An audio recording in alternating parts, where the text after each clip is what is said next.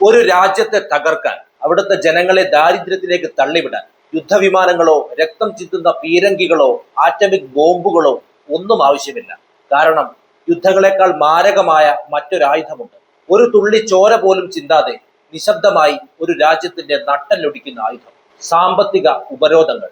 കഴിഞ്ഞ ഏതാനും പതിറ്റാണ്ടുകളായി ലോകശക്തിയായ അമേരിക്ക തങ്ങൾക്ക് വഴങ്ങാത്ത രാജ്യങ്ങളെ മെരുക്കാൻ പ്രയോഗിക്കുന്ന ഏറ്റവും വലിയ തന്ത്രമാണിത്. ക്യൂബ മുതൽ ഇറാൻ വരെ, വെനസ്വേല മുതൽ റഷ്യ വരെ, ഈ സാമ്പത്തിക ഉപരോധങ്ങൾ ആ രാജ്യങ്ങളിലെ സാധാരണക്കാരുടെ ജീവിതത്തെ എങ്ങനെയാണ് ബാധിച്ചത്? അമേരിക്കയുടെ ഈ സാമ്പത്തിക യുദ്ധം എത്രത്തോളം ദൂരവ്യാപകമായ വിനാശമുണ്ടാക്കുന്നു? രക്തം ചിന്താത്ത ഈ ആഗോള യുദ്ധത്തിന്റെ കഥയും അതിന്റെ ഭീകരമായ ആഘാതങ്ങളും ഇന്ന് ഞാൻ വിശദമായി പങ്കുവയ്ക്കാം. ആധുനിക ആഗോള രാഷ്ട്രീയത്തിൽ യുദ്ധങ്ങൾ എപ്പോഴും അതിർത്തികളിൽ തോക്കുകളും മിസൈലുകളും കൊണ്ട് മാത്രമല്ല നടക്കുന്നത്. ഒരു തുള്ളി രക്തം പോലും ചിന്താതെ, എന്നാൽ ഒരു രാജ്യത്തിന്റെ സമ്പദ് വ്യവസ്ഥയെയും ജനജീവിതത്തെയും പൂർണ്ണമായി തകർക്കാൻ കെൽപ്പുള്ള ഒരു അദൃശ്യ ആയുധമുണ്ട്. അതാണ് സാമ്പത്തിക ഉപരോധങ്ങൾ. വൻ ശക്തികൾ തങ്ങൾക്ക് വഴങ്ങാത്ത രാജ്യങ്ങളെ വരുതിയിലാക്കാൻ ഉപയോഗിക്കുന്ന ഏറ്റവും മാരകമായ തന്ത്രമാണിത്.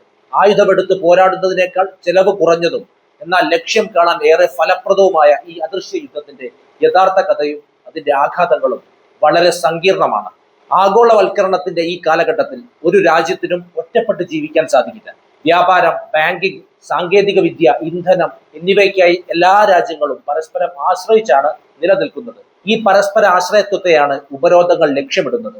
ഒരു രാജ്യത്തിലേക്കുള്ള ഇറക്കുമതി തടയുക, അവരുടെ കയറ്റുമതികൾ മറ്റു രാജ്യങ്ങൾ വാങ്ങുന്നത് വിലക്കുക, ആഗോള സാമ്പത്തിക ഇടപാടുകൾ നടത്തുന്നതിനുള്ള സ്വിഫ്റ്റ് പോലുള്ള ബാങ്കിംഗ് ശൃംഖലകളിൽ നിന്ന് അവരെ പുറത്താക്കുക, വിദേശ ബാങ്കുകളിലുള്ള അവരുടെ സമ്പാദ്യം മരവിപ്പിക്കുക എന്നിവയെല്ലാമാണ് പ്രധാന സാമ്പത്തിക ഉപരോധങ്ങൾ. ചുരുക്കത്തിൽ ഒരു രാജ്യത്തെ ആഗോള സാമ്പത്തിക വ്യവസ്ഥയിൽ നിന്ന് പൂർണ്ണമായി ഒറ്റപ്പെടുത്തുകയാണ് ഇതിലൂടെ ചെയ്യുന്നത്. ചരിത്രത്തിലേക്ക് നോക്കിയാൽ സാമ്പത്തിക ഉപരോധങ്ങൾ പലപ്പോഴും വലിയ രാഷ്ട്രീയ മാറ്റങ്ങൾക്ക് കാരണമായിട്ടുണ്ട്.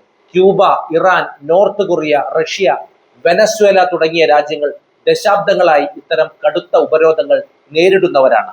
ഉദാഹരണത്തിന് ഇറാന്റെ ആണവ പദ്ധതികളെ തളയ്ക്കാനും അവരുടെ എണ്ണ വ്യാപാരം ഇല്ലാതാക്കാനും അമേരിക്കയും സഖ്യകക്ഷികളും ഏർപ്പെടുത്തിയ ഉപരോധങ്ങൾ ഇറാന്റെ സമ്പദ് വ്യവസ്ഥയെ വലിയ പ്രതിസന്ധിയിലാക്കി. അതുപോലെ സമീപകാലത്ത് ഉക്രൈൻ യുദ്ധത്തിന്റെ പശ്ചാത്തലത്തിൽ റഷ്യയ്ക്ക് മേൽ ഏർപ്പെടുത്തിയ ഉപരോധങ്ങൾ ലോക ചരിത്രത്തിലെ തന്നെ ഏറ്റവും വലിയ സാമ്പത്തിക വിലക്കുകളിൽ ഒന്നാണ്.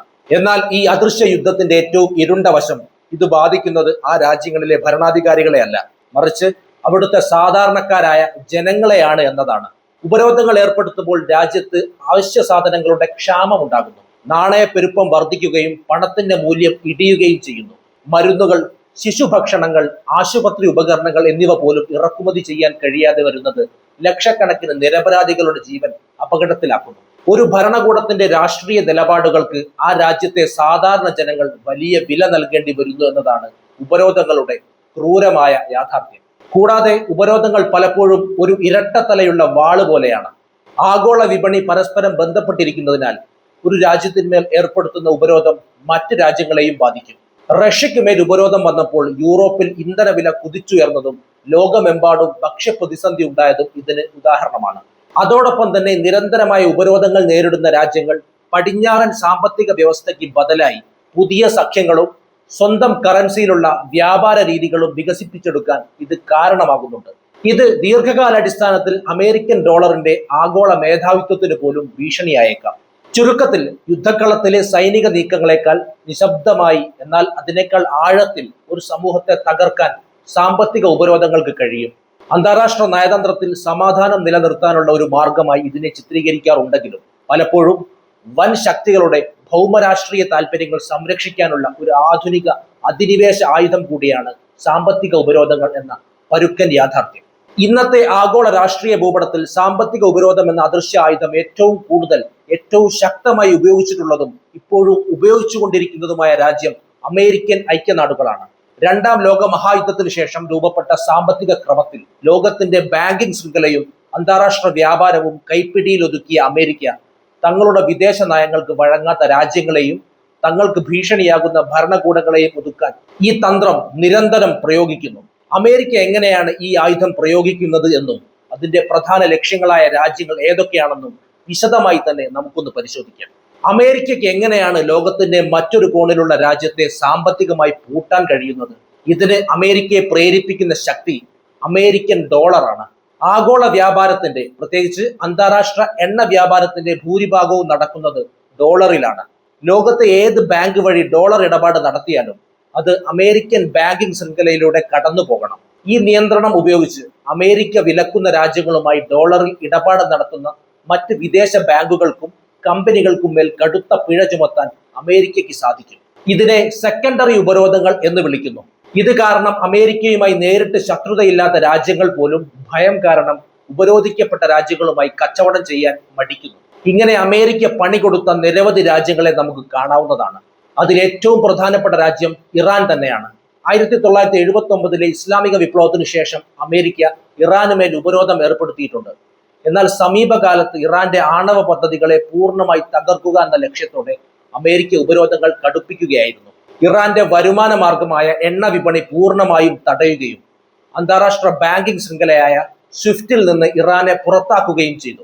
ഇന്ത്യ ഉൾപ്പെടെയുള്ള രാജ്യങ്ങൾ ഇറാനിൽ നിന്ന് എണ്ണ വാങ്ങുന്നത് നിർത്താൻ നിർബന്ധിതരായത് അമേരിക്കയുടെ ഈ സാമ്പത്തിക സമ്മർദ്ദം മൂലമാണ്.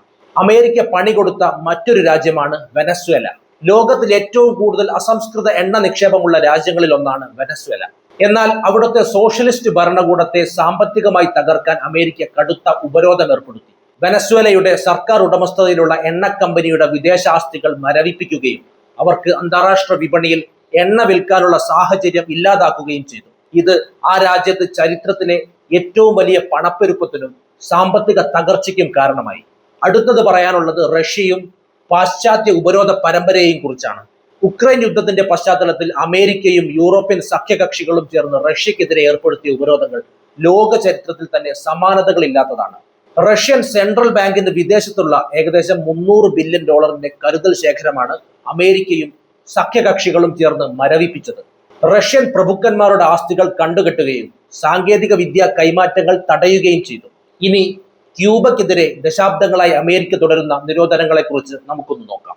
ചരിത്രത്തിൽ ഏറ്റവും കൂടുതൽ കാലം നീണ്ടുനിന്ന സാമ്പത്തിക ഉപരോധങ്ങളിൽ ഒന്നാണ് അമേരിക്ക ക്യൂബയ്ക്ക് മേൽ ഏർപ്പെടുത്തിയത്. എൽ ബ്ലോക്കിയോ എന്ന് ക്യൂബൻ ജനത വിളിക്കുന്ന ഈ ഉപരോധം വെറും ഒരു വ്യാപാര വിലക്ക് മാത്രമല്ല, ക്യൂബയുമായി ബിസിനസ് നടത്തുന്ന മറ്റ് വിദേശ കമ്പനികൾക്കെതിരെയും അമേരിക്ക കടുത്ത നിയമ നടപടികൾ സ്വീകരിക്കുന്നുണ്ട്. അമേരിക്കൻ സാങ്കേതിക വിദ്യയോ ഘടകങ്ങളോ അടങ്ങിയ ഉൽപ്പന്നങ്ങൾ ക്യൂബയ്ക്ക് വിൽക്കാൻ ലോകത്തിലെ ഒരു രാജ്യത്തിനും അനുവാദമില്ല. കൂടാതെ ക്യൂബയിലേക്ക് പോകുന്ന ചരക്കു കപ്പലുകൾക്ക് അമേരിക്കൻ തുറമുഖങ്ങളിൽ 6 മാസത്തേക്ക് വിലക്ക് ഏർപ്പെടുത്തുന്ന നിയമവും നിലവിലുണ്ട്. ഇത് അന്താരാഷ്ട്ര തലത്തിൽ ക്യൂബയെ പാടെ ഒറ്റപ്പെടുത്താൻ കാരണമായി. ഈ ദീർഘകാല ഉപരോധം ക്യൂബൻ സമ്പദ് വ്യവസ്ഥയെയും അവിടുത്തെ സാധാരണ ജനജീവിതത്തെയും ശ്വാസം മുട്ടിച്ചുകൊണ്ടിരിക്കുകയാണ്. നിത്യോപയോഗ സാധനങ്ങൾ, ഇന്ധനം, സ്പെയർ പാർട്സുകൾ എന്നിവയുടെ കടുത്ത ക്ഷാമം രാജ്യം നേരിടുന്നു. അത്യാധുനിക മരുന്നുകളും മെഡിക്കൽ ഉപകരണങ്ങളും പോലും ഉപരോധം കാരണം ക്യൂബയ്ക്ക് യഥാസമയം ഇറക്കുമതി ചെയ്യാൻ കഴിയാറില്ല. ഇത് അവിടുത്തെ ആരോഗ്യ രംഗത്തെ പ്രതിസന്ധിയിലാക്കുന്നുണ്ട്. കുട്ടികൾക്കുള്ള മരുന്നുകൾ പോലും ലഭിക്കാത്ത അവസ്ഥ പലപ്പോഴും ഉണ്ടാകാറുണ്ട്. കോടിക്കണക്കിന് ഡോളറിന്റെ സാമ്പത്തിക നഷ്ടമാണ് ഇതിലൂടെ ക്യൂബയ്ക്ക് ഓരോ വർഷവും ഉണ്ടാകുന്നത്.